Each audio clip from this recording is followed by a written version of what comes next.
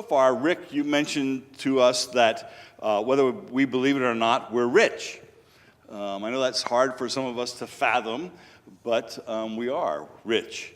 And also we learned that trusting and loving money can bring disaster. And last week, you told us that we have to have a plan to tell our money where to go rather than wondering where it went. Andy Stanley tells us in his book, How to Be Rich, and if you don't have one of those books, pick up one tonight as you leave. He tells us in that book that we're just not good at being rich. We are rich, we're just not good at being rich. Tonight, you want to talk to us about something most Americans have and are very proud of. Not their children, but their debt. So what does the Bible tell us about debt? I can't believe I'm using a four-letter word in church, D-E-B-T, debt. Debt can really be the great enemy of everything we've talked about over the last 4 weeks. If you want to learn how to be rich in good deeds, how to use your time, your talent, and your treasure to share with others and to bless other people, if you are in debt, you will have nothing to be rich with. And so that's why debt is the great enemy of this study of how can you be rich in good deeds. So that's why debt is so important. Wow. We've got something up here to look at. That's kind of interesting. Yeah, I don't know how many of you guys have ever seen the U.S. debt clock. You can go online, it's on usdebtclock.org. And it's a running total of all kinds of debt in America. One of the challenges is, our leaders in Washington do not understand what we're going to talk about tonight. In fact, they violate every single principle. They keep spending money they don't have. So, for example, on that debt clock up in the top left corner is the national debt in the U.S. That is now $20 trillion with a T. $20 trillion. By the way, that breaks down every man, woman, and child you owe. Your part of the national debt is $62,000. I better go back to work. Yeah, we'll be taking an offering in the lobby. Go ahead and get your $62,000. A check or money order, either one will be fine. Another line on that debt clock that's fun to look at is credit card debt. Now, credit card debt in America now, the average American household, just credit card debt, not other kind of debt, just credit card debt, averages $16,425 a person. Wow. When you combined all of the credit card debt, just credit card debt in America, it comes just under $1 trillion. I better get a good job. Yeah. If we're going to pay that off. My word, that's amazing. And that's not cars, no. That's not mortgages, no. That's credit card debt. Credit card debt. Yeah, we used to get all these applications in the mail to get a new credit card. And one of the things when I taught FPU, we would bring them into class and add them up to see how much credit card debt we were turning away. And it's amazing that over the weeks, as you bring in those applications and add them up, don't fill them in, but we would shred them, but just keep track of how much more debt they were wanting us to get into. It comes up to millions of dollars. True story. I went to the mailbox one day. I pull all the mail out, and of course there's credit card applications in there. I thought, just for fun, I'm going to see what they add up. Went in, opened them all up, got my calculator, added them up. One day, these different credit card companies offered me a line of credit totaling $200,000. Now, guys, here's what's scary. That was just one day, and that was just my mailbox. We didn't add your mailboxes in. And we wonder why our country is in a mess financially. Big part of it right here, John. Yeah. So, what are some scriptures that speak to debt? Are there any? What I want to do, there are some great passages. We're going to look tonight at 3 passages. 2 are from Proverbs, and 1 is from the wisdom of Paul in Romans. And in these 3 short proverbs, which are nuggets of wisdom. These are like truisms that I'm convinced if we can simply learn these principles, and when I say understand, I don't mean just understand here, but it's got to go all the way down to your heart and then filter out into your behavior.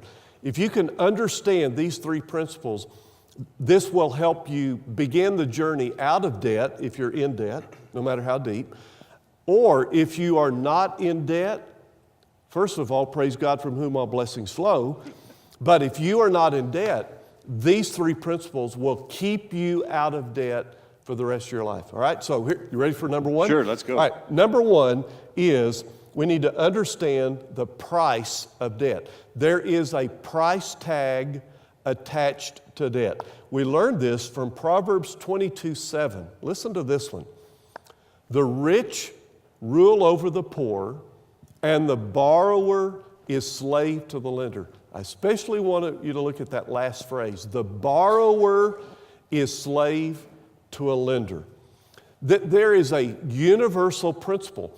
When you borrow money from a friend, when you borrow money from a bank, lending institution, it changes your relationship with that person or that institution. Why? Well, Solomon just says it's the way it is. It's like the law of gravity. You jump off a roof, it's going to have a bad ending. It's a law of gravity. This is the law of borrowing and lending. If you borrow money from somebody, it changes the relationship. Let me just ask you, have you ever borrowed money from a friend or a relative? Now think back. Let's say you're at the store, you forget your wallet or your purse, you borrow $20. So I borrowed $20 from John and say, hey, John, don't worry, I'll pay you back. Okay. I don't see John for a month. And then I run into John at the store. I don't have $20. Guess what we're thinking, but we're not talking about? The $20. I'm sitting there going, oh man, John is he hates me, he's mad at me, he's probably stalking me. That's why he's at the store, he's looking for me. And John is over here going, I wonder when that guy's ever going to pay me back. I bet he forgot. He forgot all about the $20. When you borrow money from a friend, relative, institution, but especially friends and relatives, it changes the relationship. What is the new relationship? It's no longer friend, relative. It is borrower, lender. And the borrower, you are now a slave to the lender. You cannot get out of that principle. I've actually had family members come to me and ask to borrow money, and I say, I don't want you to borrow money from me. I don't want to lend it to you. I'll just give it to you. And they say, oh no, we got to pay it back. And I say, well, you're welcome to do that, but know that it's a gift, so there are no strings attached, something like that, because I don't want that relationship to change. Here at Grace, we never loan money. People will come in and say, hey, I'm short of cash this month. Can I borrow, $500 to pay my bills? We say, no. Now, bring your bills in, we'll talk. If it's legitimate, we will give you the $500 and we'll pay your bills for you, but we don't loan money. Guess why? Proverbs 22:7. It changes the relationship, because what happens then when that person cannot pay the money back, they go, well, I can't go to church. I'm too embarrassed. They're going to think I'm a deadbeat. And so we learned early on, never ever loan money to people, members of the church. We give money if we need to, but we don't loan. Gotcha. So how do we avoid that change in relationship? Yeah. Is there a way to stay out of debt or to avoid going into debt with that person or with that institution? Yeah, I can't believe 2 more dirty words. Oh no. Dirty words. Delayed gratification. No, they can't go together. Those are dirty words for a lot of people. Delayed gratification. What? We live in a world that it is what? Instant gratification. I want the product right now. I want my new phone right now. I mean, the 10 is out. I've got to have the 10. I'm stuck with a 6. I've got to have a 10. And so I'm going to borrow money to get the 10. He read my mind. I have a 6. Be content. Okay. By the way, did anybody see the news this week with, the iPhone 10 came out, People camped out. New York City, there's a sidewalk. All the way down the sidewalk, people camped out for 24 hours in line just to get into the store. And if they hadn't pre-ordered their new iPhone, it was just to get in the store to order. And I'm going, really? You're gonna camp out all night? Oh yeah, but that water app, that looks so cool on your phone, that water thing. Yeah. Now, here's the other part of it. I was wondering as I saw those people rushing in when they finally opened the doors, I'm thinking, I wonder how many of those people do not have $1,000. They're just going to put it on credit card. They're going to go into debt, and then they're going to get home, and then they're going to find out, I should have waited until they worked the bugs out before I bought this phone, and now owe $1,000. Where am I getting $1,000? And so they're going to hate their phone. Even though they love it, they're going to hate their phone because there's the price, there's a price tag attached to debt. So delayed gratification. And not only Apple sells the phone, but the cell phone company too. You can buy it from them and they'll put you don't even have to pay any money down. You just put it in and they'll add it to your bill, monthly bill. And you pay for the phone over time. Yeah. You're paying for about 2 or 3 phones over time. That delayed gratification thing is very interesting to me because we're familiar with it in other areas, like we were talking earlier. In exercise, we don't go into a gym and say, hey, I'm going to work out for an hour and be He-Man. Or in education, we don't start education when we're a little child and think, oh, I'm going to graduate college tomorrow. We expect that over time, we do little by little, things are going to happen. Why is it that we don't get that when it comes to our money? I think it's back to the first couple of chapters of Andy Stanley's book. Remember the other D word he used? Denial. We just get in denial about money. We read these principles in the scripture and we say, well, yeah, I get that. Yeah, I see that. But that doesn't apply to me. I can violate that principle. And that applies to you, John, but it doesn't apply to me.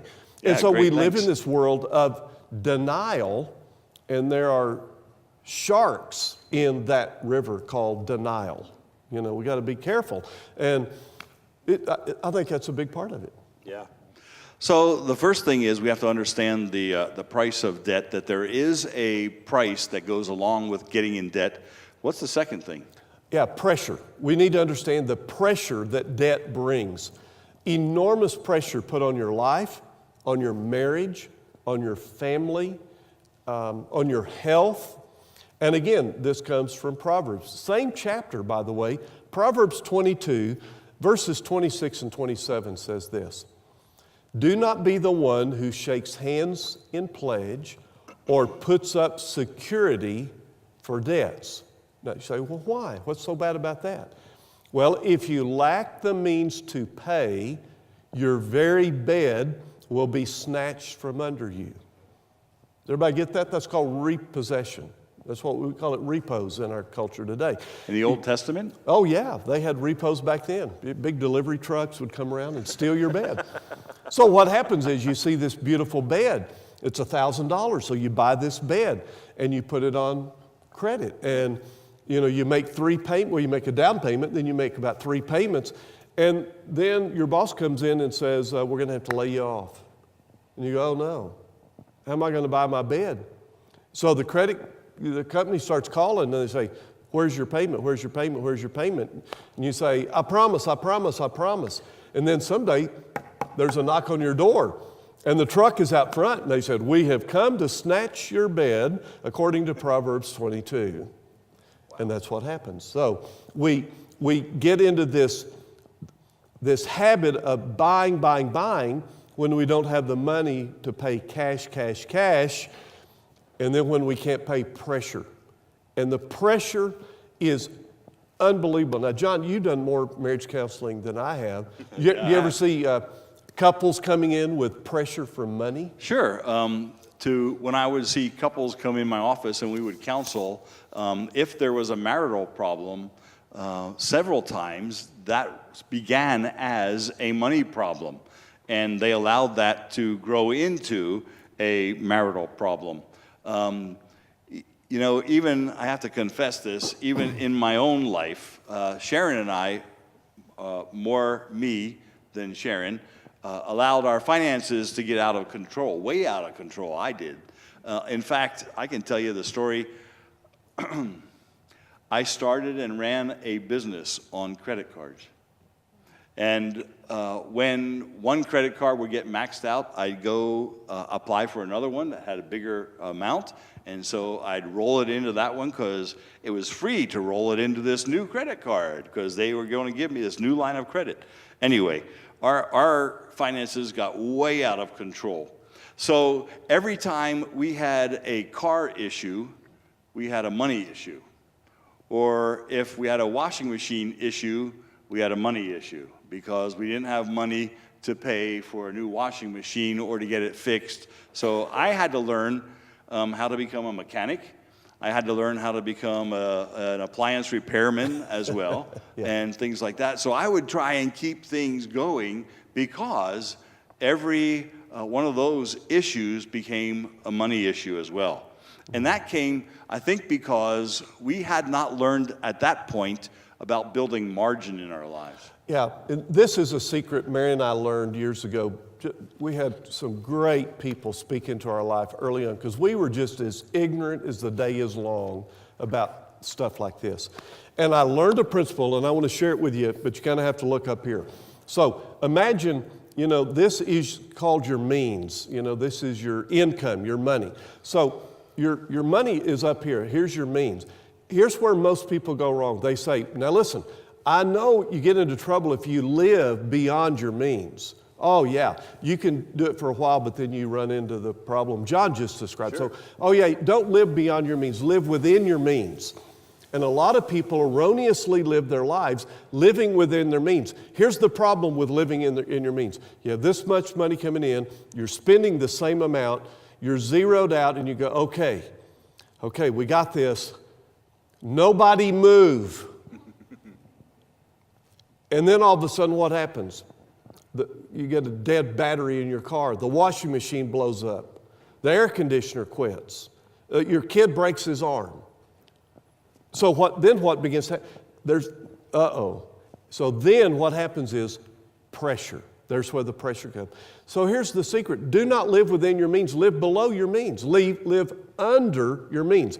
And what that creates, John, see that little gap? That's called margin. So margin, when you go to FPU, Dave Ramsey will teach you, here's how you create margin, and then the money here, he helps you understand where to put it. You take $1,000, you put it in your emergency fund. Now what's an emergency fund? Oh, that's when Whataburger has buy one, get one free, right? No, that's when the washing machine blows up. That's called an emergency. So you live under your means, you create margin, and you take $1,000, put it in your emergency fund. Then Dave Ramsey will teach you, then you build that up until you have 3 to 6 months of your income, of your means, over in savings.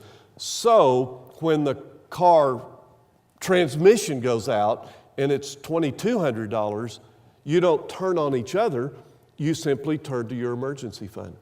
And I'm learning to live under my means has been one of the greatest lessons I have learned in my entire life. One of those emergencies, not really, that comes up when you're living that way, you're living within your means, is Christmas. Who knew Christmas was coming? Well, it comes every year, in just a few short weeks. But if you're living within your means, you're spending everything that's going out. You're not even thinking about, Christmas. Or if you have kids, like we had kids when we were doing this, the kids need shoes. What? They got shoes like a couple years ago. Why do they need new shoes? Well, they grow. Really? Anybody see Zitz today in the paper? Oh, it's a great cartoon. His mom got him new clothes, and poop, he's already outgrown them. He says in the first line, they're too big, and by the end of the thing, they're too small. Just in a short comic strip.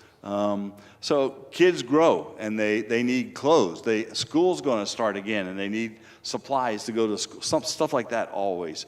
Always caught me by surprise, and didn't have to.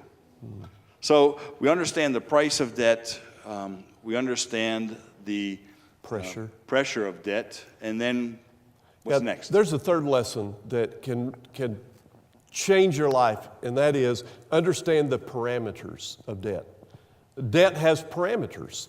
And the question always comes up, okay, now how much can I borrow? How much debt is okay? Is there a limit? Is there a parameter? Well, this is where Paul speaks to this issue in Romans 13:8. Look at this. Paul says, let no debt remain outstanding. Now, I want you to notice that word. Remember that word outstanding. We're going to talk about it for a moment. Let no debt remain outstanding except the continuing debt to love one another, for whoever loves others has fulfilled the law. Now, what does it mean when Paul says, let no debt remain outstanding? Some people say that means that it is a sin to borrow money, period. You can't borrow money for anything, including cars, houses, anything. School, nothing. Some people interpret it kind of legalistically like that. There is a different interpretation. Anybody want to hear it? Yeah, please. Yeah. And it's the word outstanding. Let no debt remain outstanding. The other interpretation is that what Paul is saying is never borrow more money and never go into more debt that you can repay when the bill comes due. Okay? Let's use a house as an example. Let's say you find a house, you want the house, you find out the price. You look at your margin that you've created, and you get together and you say, okay, honey, we can do this. We're going to need this much money out of our margin to pay our house payment. Oh, that also includes property taxes. Oh, that also includes insurance. Oh, and upkeep. You have to add all those things in. Utilities. Utilities. So you say, yeah, we can do this. And so let's buy the house.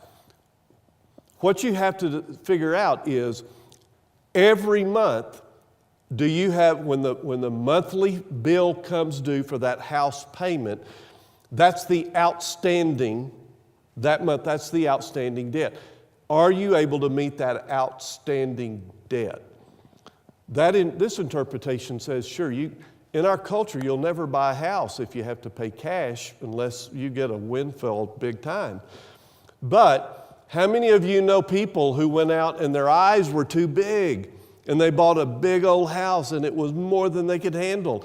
And they were in it for a couple of years and then the economy went south, they lost their job, they could not meet that outstanding debt and they lost their home. Happens all the time. Tragic when that happens. So to me, the wise parameter is never borrow more than you can realistically repay when the bill comes due. Does that make sense? Sure. I've had people come to me and say, John, I've got this great car or a great truck, a pickup truck. And I said, well, if you want to get out of some debt, maybe you got to sell the truck. That's a Dave Ramsey line, sell the car. They say, well, I can't because I'm upside down in the car or in the truck. What that means is they owe more on the truck than it's worth. Somehow they've borrowed against it or whatever, and they've been paying off just the minimum due, and rather than paying any more, and now they've been doing that for so long that they're upside down with their truck. And I said, well, then don't sell the truck. Yeah. But then come up with another way. Yeah. Then you're stuck. Yep. And it's because you did not really follow the guideline of let no debt remain outstanding. Don't get outside that realistic parameter of, we can meet this much. But to get to that point, you have to be honest with yourself, you have to be realistic, and you have to say, we would like to have this car, but we're going to have to buy this car. We would like to have this house, but really, let's start with a fixer-upper. Sure. And put some sweat equity in that, build up some equity, then we'll buy another house, and then work your way up. Don't start, that's why they call it a starter house. It's the ones you start with. A lot of people, they're 24 years old, they want to buy a finisher house. No, you don't get to the finisher house. You start with the starter house and you work your way up. Yeah, Dave talks about that a lot in FPU, that we want now what took our parents 30 to 40 years to acquire. Yeah. But somehow we want that level of living, that lifestyle right now. Instant So, yeah, instantly. gratification. Yeah, exactly. Rather exactly. than delayed. So how do we stay within parameters of our debts? The simple way is get out of debt and stay out of debt. If you're not in debt, don't ever get in debt. If you are in debt, work your way out of debt, and you can do it. You can do it. We have people in this church who they were so deep in debt, hundreds of thousands of dollars, businesses going under, repossessed vehicles, lost their homes, things like, but they started. And they said, we're going to start applying these biblical principles. We're going to work our way out. Here's the thing you have to remember. There's hope. You didn't get in that financial mess overnight. You're not going to get out overnight. But over time, as Proverbs will say, little by little wealth grows. So you just baby step your way out, and you baby step your way until finally you will get out. Sometimes it might take a year, 2 years, 3 years. But, listen, once you're out, that's called financial freedom. It is the greatest feeling in the world because you're not paying that price. You're not feeling that pressure. You're staying within the parameters, and that's financial freedom. Wow. Years ago, you shared with us as on staff the story of when you bought Mary a Valentine's gift on a credit card. You want to share that with them? You got time? Quick story. Sure. It was Valentine's Day, and I went and I bought Mary a really nice Valentine's gift. Because, hey, I'm smart. It was Valentine's. I wanted to do something really nice. So I got a really nice gift. And I put it on my credit card. And I did it for reason, number one, it was convenient. Number two, I had a cash back credit card. It was a 1% back. So anytime I made a purchase, they paid me. They paid me to use their credit card because they didn't know me. They thought I was going to run up a big bet and pay the minimum every month. Mary and I have never paid a penny of interest to a credit card company, ever. We just use them. They don't use us. We just use them for the glory of God. You know? So anyway, put this on my card. And the reason I bought the gift is I already had the money for the gift in my bank account. It was already there, okay? So I put it on my credit card so I get a 1% back. When my statement comes in, I paid it in full, okay? Paid it in full, didn't pay a single penny of interest, and Mary loved the gift, okay? It worked. Now, somebody asked me though, they said, okay, Rick, that's really nice you had the money in the bank. What would you have done if you didn't have the money? I would not have bought Mary the gift because we have a deal. We don't go into debt. So I would not have purchased the gift if I didn't have the money. Let's say if I had $1 in my pocket, guess what Mary would have gotten? A $1 bag of Hershey Kisses. If I didn't have the dollar, she would have gotten Rick's Kisses. Those are free. So that's how serious Mary and I have been. And we hold each other accountable in that area so we don't guilt trip each. Oh, it was my birthday. Why did you get me a $5 gift? That's all we had available. Yeah. And we don't guilt trip each other. It's amazing. Sharon and I too have done that kind of thing. We decided several years ago that we were tired of going on vacation and then having the vacation bills follow us home. So we decided to go on vacation and pay cash. So when we had the money, we bought the tickets to go visit our daughter in Florida.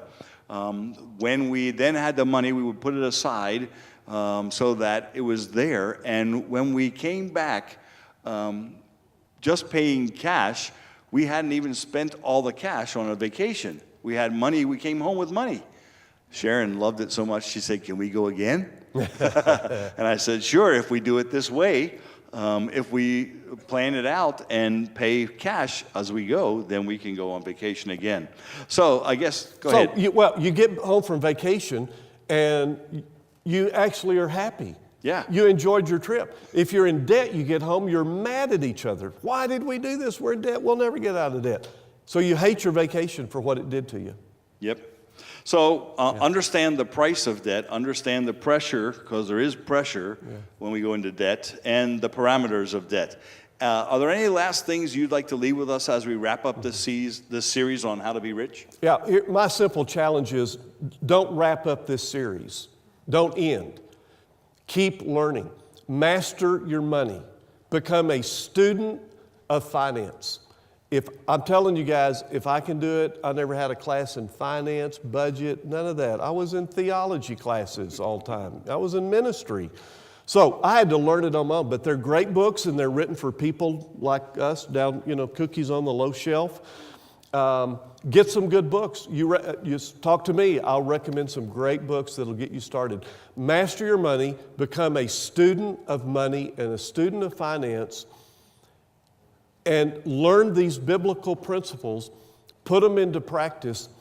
It will change your life. And the cool thing is, at the end of that journey, Dave Ramsey always says, live like nobody else so that someday you can live like nobody else. I'm just here to tell you that, Mary and I did it here by the grace of God. We're getting close to here. We are actually starting to live like nobody else. And that's really fun. And when there's a need, you're able to just pull out your checkbook and write a check.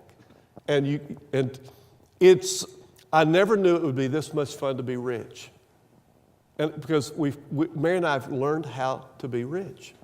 And if God can teach a couple of gourds like us to do it, you guys are a piece of cake. I mean, He can teach you to do it. So don't give up hope. God has a plan. If you'll follow His plan, you will learn how to be rich. Yeah, that's great. I remember a few years ago when you came into my office and said, John, we just paid off the house. Oh. And I said, how does that make you feel? And he said, it's like freedom, like a weight has fallen off my shoulders. It's just amazing. And it took time. It didn't happen overnight. It didn't happen because Rick went out and played the lottery and got $1 million or something like that. He, little by little, worked at it, and paid it off. And I was amazed. And he was just beaming when he came in my office and told me that. So I don't thanks, dance, and I did a happy dance. So yeah. 3 people were injured at the bank, but I did a happy dance. Yep. So anyway, thanks, Rick, for this series. And he told you, if you remember that a couple of weeks ago, he told you how to become a millionaire. Really, he did. Yeah. And there it is. It's up to you to make it work.